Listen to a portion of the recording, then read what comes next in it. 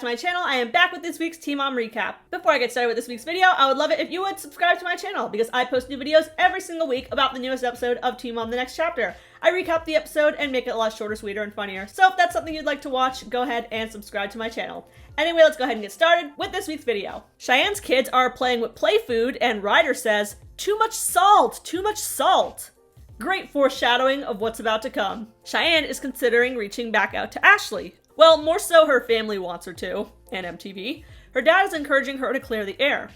I have too much going on to deal with that.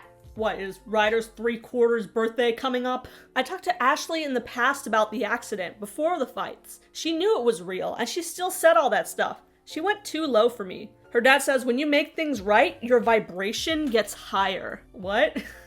Cheyenne's dad is on some woo-woo shit. Bar FaceTimes Holly, and Holly is telling him, "You need to move your tattoos." Yes, please, move them all the way off your face. Whatever happened to him lasering them off? I'm assuming he missed his appointments, much like he missed his community service. Ashley goes with her sister to get their nails done. "How are you feeling staying with me? You taught me how to be social and be yourself, but it's kind of weird without my parents. Mom is really struggling right now, but she'll be visiting soon." Jade goes straight from California to her dad's rehab in Arizona. I'm sorry, this sounds like the worst cross-country road trip ever. She calls and tells her grandma about her concerns about Christy. She should stay longer in rehab. But surprisingly, her grandma disagrees. She says, no, Christy only signed up for so much. I think she just knows that Christy is about to dig her way out of this rehab with a plastic spoon at the mere suggestion of staying longer. She's just realistic. Macy goes to an Al-Anon meeting. I'm gonna go to a virtual one, and Jen is going to an in-person meeting. I'm not an addict, but dealing with one, I just never know what to do. Not an addict, huh? The beer in every scene has determined that that was a lie. Tyler goes on Zoom with Dr. Dow. He asks how the ketamine therapy helped. "I'm more present in the moment now." Dr. Dow says that little boy in the trailer would be proud. "I want you to write a letter to young Tyler. I want you to go back to your old trailer and read the letter to him." That sounds kind of intense, but I'll do it for sure though. Tyler has his mom come and read the letter with him before they go to his house.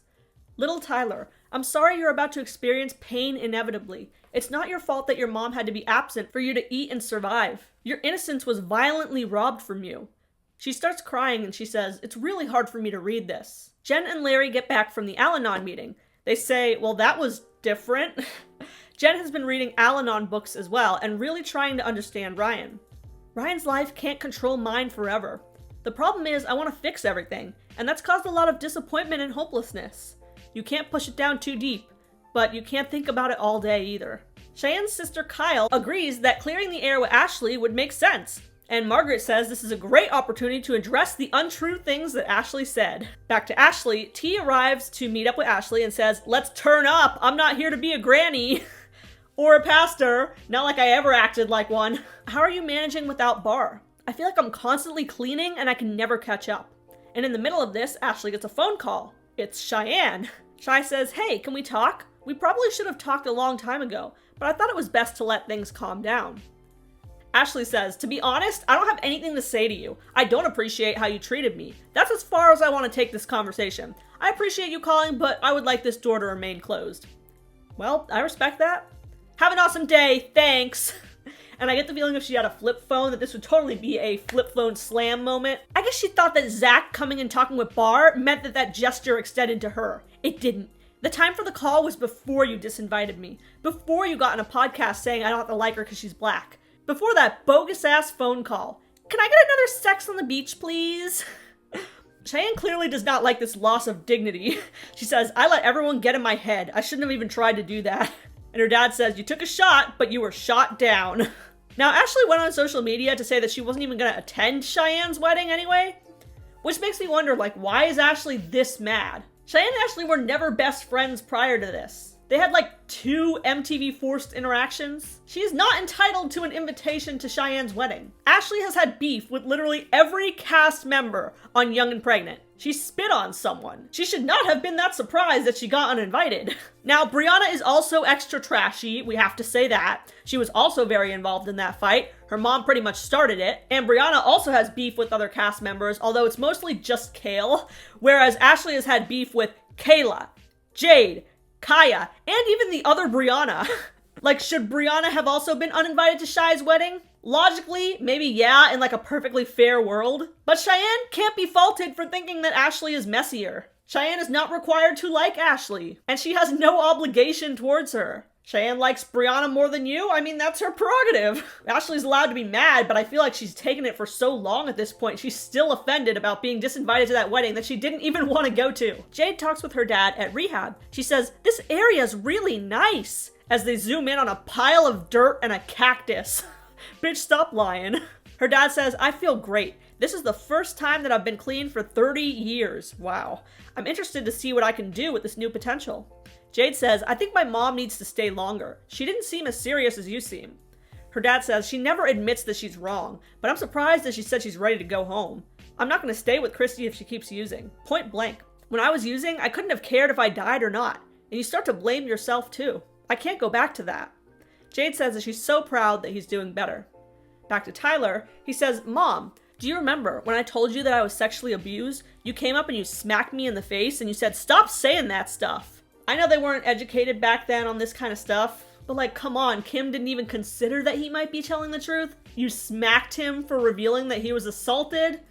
Jesus, she is lucky that Tyler forgave her for that. I'm so sorry, Tyler. I thought you were making up a story." "Yeah, well, when you did that, I thought to myself, we ain't saying that shit no more." I don't know what I was thinking back then. If I could change things, I obviously would have been devastated for you. It's okay, Mom. It's not okay. I wish I could go back in time. Macy shares that she enjoyed her Al-Anon meeting. "I was scared to turn my camera on at first, but I learned from everyone in the meeting. It's not my responsibility to fix the wrongdoings that Ryan's done to Bentley. In fact, I can't. I'm probably going to go to lots more Al-Anon meetings now." Cheyenne and Zach learn that the defense in their shooting case has rejected the plea deal, and the case will in fact be going to trial, and her and Zach will have to take the stand. Cheyenne starts crying. "I wanted this to be done. I thought it was, and it's just not. Another day, another letdown." Her sister Kyle says, "I know you wanted this to be over before you start therapy. Please do not talk to me about therapy right now." Oh, okay. I'm so over thinking that talking to some random ass person is gonna solve all my issues. It's not. Another day, another Cheyenne meltdown whenever her family tries to comfort her. This is far from the first time that this has happened on this show. This is probably like the third or fourth time that she started freaking out when her family was trying to help her. Spoiled brat behavior, honestly. And hot tip, your sister's not wrong. Therapy might help. Maybe just give it a try. Jade calls Christy's counselor and shares her concerns. The counselor says, "You're not overreacting, by the way. Your feelings are very valid." She wants to do this, come home, and think that everything's back to normal. No, you're a work in progress. I saw my dad taking it much more serious than she was. She would lose her shit if I asked her to stay longer. And the counselor says, "Yeah, she probably would." No sugarcoating. "I'm so overwhelmed. I don't think that my mom is ready. If she comes home too soon, she's gonna fail." Tyler arrives to his old trailer. He says, "Wow, it looks totally different." Him and Kate sit at a bench and they read his letter. "Little Tyler, there was a time that you thought the only remedy for your unbearable suffering was to die.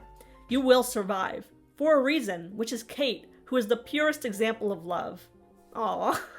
After reading the letter, he burns it. It was a very emotional scene. And that's all for this episode of Teen Mom the Next Chapter. Do you think that Christy is going to agree to stay longer in rehab? What do you think of Ashley not accepting Cheyenne's apology? Who do you feel was being more mature there? Do you feel that Cheyenne just called her for a storyline? Because I kind of do. I do not think she wanted to apologize at all. Make sure to leave a comment down below and make sure to subscribe for more Teen Mom recaps every week.